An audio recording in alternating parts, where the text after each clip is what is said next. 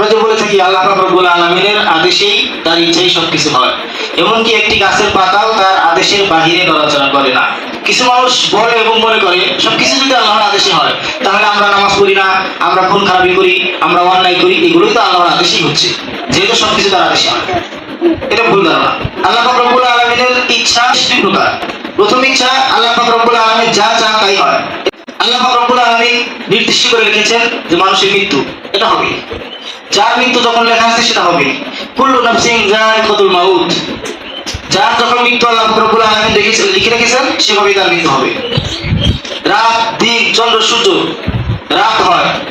সারা পৃথিবীর মানুষ যদি চায় এখন রাত, এখন দিন হয়ে যায়, এখন দিন সেটা রাত হয়ে যায়, সেটা হবে না।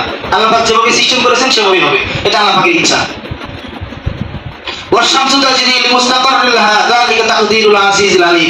সূর্য তার নির্দিষ্ট কক্ষপথে চলে, যাদের জন্য মঞ্জিল নির্ধারণ করেছি, আল্লাহ পাক বলতেছেন। এটা আল্লাহ পাক রব্বুল আলামিন যেভাবে চেয়েছেন সেভাবেই হবে।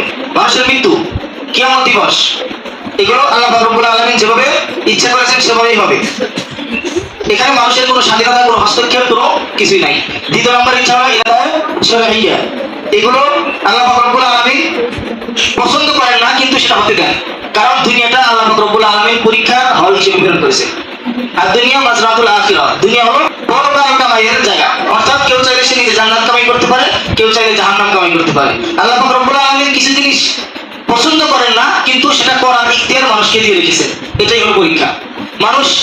একজন মানুষ আরেকজন মানুষকে হত্যা করে, খুন করে, রাহাজানি করে, চুরি করে, ধর্ষণ, ব্যভিচার করে, শিরক করে, মূর্তি পূজা করে, এই সমস্ত বিষয়গুলো আল্লাহ পাক পছন্দ করেন না, কিন্তু সেগুলো মানুষকে করার ইখতিয়ার দিয়ে রেখেছেন। পরকালীন শাস্তি হবে, ভালো কাজ করলে পরকালে প্রতিদান হবে, অন্যায় কাজ করলে পরকালে শাস্তি হবে।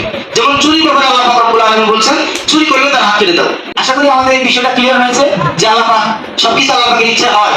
তারপরেও পৃথিবীতে অন্যায়